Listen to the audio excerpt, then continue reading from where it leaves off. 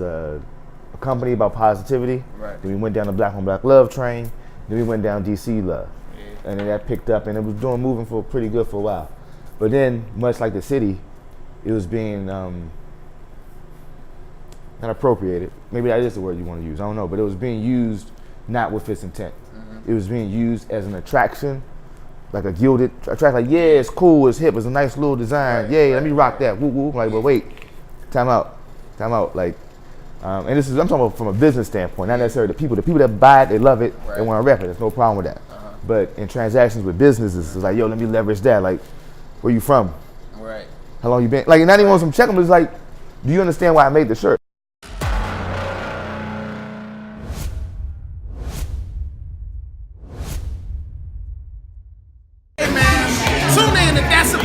Also, sure, I just want to put in a simple plug for y'all. Man, shout out to That's a Plug. Make sure y'all tune in, subscribe, and catch the wave while you can.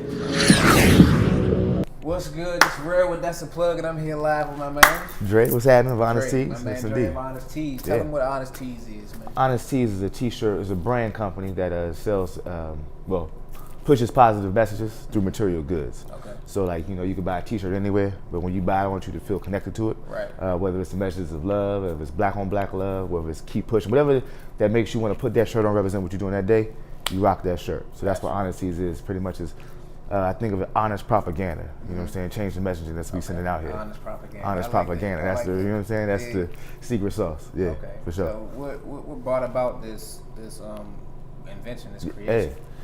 It's the same impetus for the company. It was lack of seeing that. You know, I used to work at retail companies or stores, and stores I like to go to, and I would buy the product there. That's why I actually worked there to get a discount. But I never saw my reflection. I saw the themes that I still dug, but the people in the designs or the messaging wasn't me. Right. So I said, well, damn, it felt like there was a dearth. That means that I'm not saying that there wasn't any other ones like that, but I didn't see anything readily, so I saw opportunity to make it. So I'm not trying to say there wasn't out at all. Right. I'm just saying at that moment it felt like that. So with that feeling, I just went with it, and so it was like create something that I would like to wear, and I've been wearing them ever since. Gotcha. So with the basis behind the DC flag, is y'all based in DC? That's exactly. I was born and raised. So I'm born and raised DC, uptown, and it was pretty much. So it's kind of like it's all about evolution, really. Honestly, first opened up, we had just different ideas of positivity, like I said, and then we created Black on Black Love a couple years into it. Right. So Black on Black Love was cool and great. One of my favorite shirts. We're gonna bring it back next year, actually, and never let it go again. But my mom would say stuff like, "You gotta be more universal. You ain't gotta open it up." I'm like, nah, man, that's the whole goal of the brand is to be boom, boom, boom. Yeah. You know, that was the direct message for the culture. You know what I'm saying? But love is universal. You know what I'm saying? So I don't want to like act like it's not. So I was riding around, and the idea of using the flag as an E popped up, and then once that hit, it was just over. It was just like sketch it out and then boom, boom, boom. Definitely catch your eye though. Yeah. So that once I figured out you could do that, it was like kind of like it's anything you learn something new, a new tool. Like, oh, I can do that. Floodgates. You know what I'm saying? Just explores. That's where Love DC started, and we actually done other cities that I had affinity to or had some relationship with. Like we've done Love Compton. That's where my mom's from. We did Love Chicago. We went to Howard. Great base of friends that's from Chicago, and plus easily the flag is similar to the DC flag, so I ain't gonna lie, I want to capitalize on that. Like, we put it out there, you know what I'm saying? And then other cities too, because it's all love wherever you are, whatever you call home. But that's where the impetus for Love DC came from. I got you. Yeah. Yeah. With the current state of DC, like it's changed a lot. Yeah. How does that? Does it affect your brand and how? Directly. Like directly, because I said native, born and raised, and ironically, you asked that question. The next, so Black it was a company about positivity. Right. Then we went down the Black on Black Love train. Then we went down DC Love, and then that picked up, and it was moving for pretty good for a while. But then, much like the city, it was being not appropriated. Maybe that is the word you want to use. I don't know, but it was being used not with its intent. It was being used as an attraction. Like a gilded attraction, like, yeah, it's cool, it's hip, it's a nice little design. Let me rock that. Woo woo. Like, but wait, time out. Like, and this is, I'm talking about from a business standpoint, not necessarily the people that buy it, they love it, they want to rep it. There's no problem with that. But in transactions with businesses, it's like, yo, let me leverage that. Like, where you from? Right. How long you been? Like, not even on some check 'em, but it's like, do you understand why I made the shirt? And so with that, we made it the DC Native T-shirt, and that was a direct response to me feeling like it's how the city is becoming. And that you know was what the I'm shirt you provided for Tony Lewis and Angel Anderson, the Spice Suite, yeah. Spice Suite. And for that, it was all organic. It wasn't the incident that made that event. You know what I'm saying? It was the incident with the Washington magazine. It wasn't that. It was they had already had the shirt. Okay. They had the shirt before then. It had been out a year prior. You know what I'm saying? So it's been around. Okay. And it was like it just clicked. It just clicked. Yeah, it wasn't manufactured at all. Nah, it wasn't like, yo, meet me here and we're gonna get no. That's what happened because I had the shirts. Yeah, but they had the shirts for way before that event happened. And it was just organic. Like we all saw it and then they did what they do. And it was like, yo, Dre, that shirt you got, you know what I'm saying? It was like, wasn't gonna make a new shirt. It was a shirt you already got, that we already got. That needs to be, you know what I'm saying, the forefront. So it was all natural. It wasn't like no manufactured shit. Did you make it to that event? Yeah, I was there, for sure. How was the energy? It was love. Yeah. Like, I got goosebumps right now. It was love. Dead ass. It was love. It was, felt like George Avenue Day. And I ain't had that feeling in a long time. Yeah. You know what I'm saying? Right. It felt like George Avenue Day. It felt like we was all there. Felt like a reunion, to be honest. Like, cause just folks you just hadn't seen from high school, junior high school, folks you forgot their name of, but you saw them like, ain't you? Yeah. A bunch of ain't yous, you know what I'm saying? Smalls, yeah. So you know everybody pretty much. If you don't know everybody directly, you know their face because you've seen them about 17 times. They got that 6 degrees, it was like 3 degrees or 2 degrees separation. Like, oh, you know cuz? Yeah. You know what I'm saying? Like, everybody's linking because like, oh, I didn't know you know him, and then and it breaks a lot of things down. Yeah. That's the biggest thing it did. It break a lot of that friction that we just walk around with because we just natural everyday stuff. Broke it down like, oh yeah. Oh, this was like it felt like to be at Jefferson in high school. Exactly. You going to the party, you know what I'm saying? It was like it was a mindset because we so used to buildings getting thrown up, you forget about the people. Yep. And there was a bunch of people in the street. Love. And it was a beautiful thing. So that was they did an awesome job.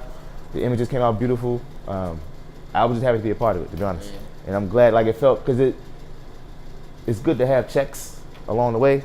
Not financial, but just like markers that you know you kind of on the right trajectory, and that was one of those markers. Like that was an already existing thought, the energy that we felt and tapped into it, and to see it physically, and see that energy. Like now we natives and we out here repping. Right. That's why you make the shirt. You know what I'm saying? So it's like a bunch of the team felt good, bro. Yeah, it felt good. When did y'all start? 2008. 2008. Yeah, it was 10 years. This is the 10th year. So appreciate you for interviewing me, brother. You know what I'm saying? I'm dead ass, man. It's energy, baby. Yeah, I appreciate this. 10 years. 10 years. An honest 10 years, bro. So 10 years. Yep. So I know the first 5 years pretty much is kind of like the hardest. 5 in business, right? 7. 7. I've been hearing different numbers now. Because it's all different journals. It's all different journals. First 5, you get past the first 5, you good. You gonna make it. But then I heard people say shit 7. I don't know. I just know I gotta make it to tomorrow. Right. Yeah, that's what it is. Right. And it's everybody has this different journey. We kind of like average it out. So people get like a certain marks and confidence level. Right. That's kind of what it is. Like, okay, that's a benchmark. If you can make it here, you can keep going. Yeah. That's kind of how it's been. Like the first couple years was kind of like more of a hobby. Like I said, it was more, I don't see nothing that I want to wear. Right. I'm gonna make it, and if y'all like it, cool. Kind of like a pet project at first. But then it was kind of like, oh, someone bought it. Then that triggered something different. After the first time somebody bought it, that made you go crazy with it, or was like a couple people bought it and you was like, hold on, I can actually profit off of it. The very first sale made it real. That is true. I remember the first person who bought it online and the first person bought it hand to hand. Yeah. So those will never be forgotten. Yeah. Like I know where I was and when I wasn't at home, I said, oh snap. So like, Christopher Rogers bought online and my man Jeremy bought it hand to hand. And he was going to like, I think he was going to work. Like, yo, meet me here. Boom, got it. I think I got it underneath. It was the Raise Your Kids shirt. He bought that one. And I think Chris might have bought Raise Your Kids too. But yeah, those were the first two. So I never forget that. That's when it kind of felt real, but every day, like I said, you just see something new and you want to do something different. Right. And that's what makes, like this year I feel like, do I say it confidently? This year I feel like I know what I'm doing. You know what I'm saying? And before I was kind of like, I guess I know, but like I know I want to do 2019. I never had that before. You know what I'm saying? And being in business, right? What's one of the hardest hurdles you had to jump over, or highest hurdles you had to jump over business-wise? Yourself. Right now for me, it's myself. It's that doubt, fear, like, can I do this? Should I do this? If I did it, what's wrong with it? Damn it, I shouldn't have done that. Right. When in the whole time, it's just lessons. So the next time, based on whatever action I did or inaction I did, I know how to, it's all ones and zeros and shit. You know what I'm saying? So it's kind of like just yourself, just learning yourself. Because when you learn yourself, you can leverage other folks and you know what they expect out of them. And you can't put the blame on them. And in situations, you have to go into it because of what you've done in the past. You could either deal with the outcome because you've expected or anticipated it because of knowledge, or you just push through. Either way, you gotta go forward. So it's really yourself. Gotcha. Because if it's like a hurdle you gotta climb, you gotta figure it out yourself. Or, you know what I'm saying? You gotta figure out how to get over the hump. So it's typically, for me, it's been myself. Yeah. So when you get down on yourself, like, I know we all got self-talk. Self-talk ain't always positive. Yeah. You know what I'm saying? Like, what gets you out of that negative self-talk? Like when you hear it? So I'm learning something. I'm thinking it's working. And I don't know. It's going to. All right. So a year and a half ago, I started journaling. And like I used to write notes. Everybody write notes on Post-it notes and keep notes on my phone. But it was getting out of hand because I wanted to do different ideas and I was actually doing it. But you know, you're still in the beginning stages. So I had to keep track of all that. Plus a wife around that time and a baby's coming. So it's like, yo, I got to write shit down so I can see what I had to do. Because at one point I had like 5 different Post-it notes, different type for the week. Anyway, so I had to make a journal. And a journal does it where it's every 3 months you set 3 different goals and you try to reach as you track it. Gotcha. So giving gratitude every morning, reflecting what you did, that kind of helps. So you really never have a letdown. Right. Because it's repetitive. You know what I'm saying? I don't have like, there's no real, if something bad happens on Monday, I don't think about it for like 2 weeks. Because I'm writing down something tomorrow that's something real small. Like right now, me and you talking, great day. You dig? Right. So whatever happened yesterday was bad. I acknowledge the fact that I'm talking to you, I'm having a good time, and it's all love. And I'm talking about something I love to do. You know what I'm saying? It's kind of hard to keep having another, you know what I'm saying? Like, so tomorrow, I got this to bank on, plus everything else I noticed throughout the day. So it's kind of like, it's you don't want to deplete your energy. You don't want to go down to zero. So you just kind of keep it moderation. So it never really gets too down. Like, I'm not saying I'll never have no down days. Like, I might have had a upset time 2 days ago. Something might have not went as I planned, but I recognize things that did go well, so I don't really feel it as much. So I kind of absorb it. You dig?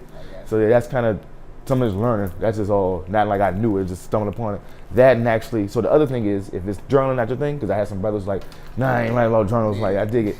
I'm trying to get them, like, swear to God, I know it sounds like simple, but reading, like, in terms of really taking it seriously. Like, everybody's, well, I would tell myself, yeah, I read books, but then I look back, like, how many books have you read this year? Like, maybe 2, maybe 1, I got a couple open that I didn't get through. But be diligent about that. It's constant life coaches. You see what I'm saying? Like, just constant, it's all this every day, somebody in your head telling you how they solve problems. Once I figured that out, kind of, that basic understanding of what reading is, not like, I mean, you can do it for enjoyment, but it's also to gain, and they encourage you because you kind of live their life.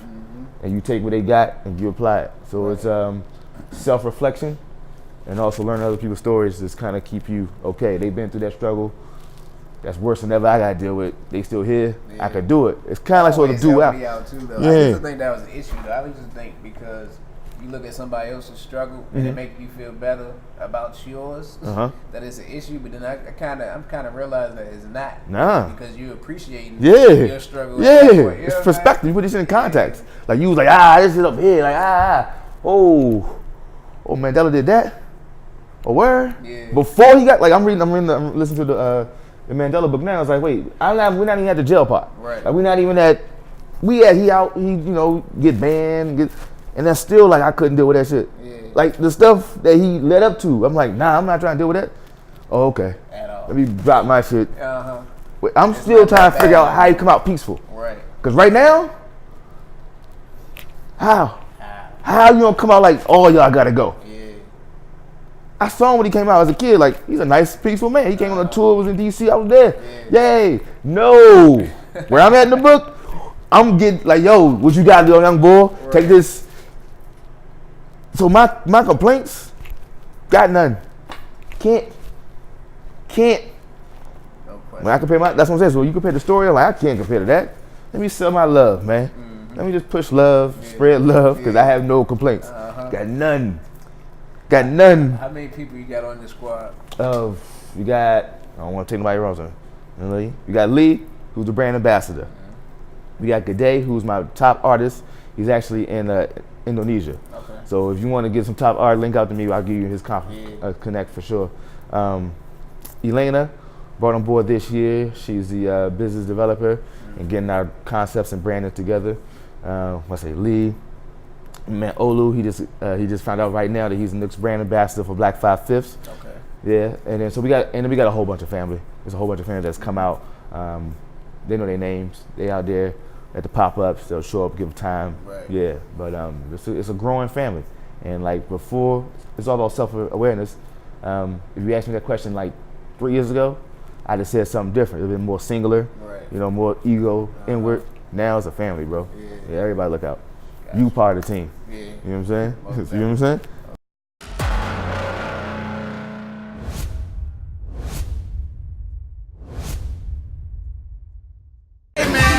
Tune in to That's a Plug. Also, sure, I just want to put in a simple plug for y'all. Man, shout out to That's a Plug. Make sure y'all tune in, subscribe, and catch the wave while you can.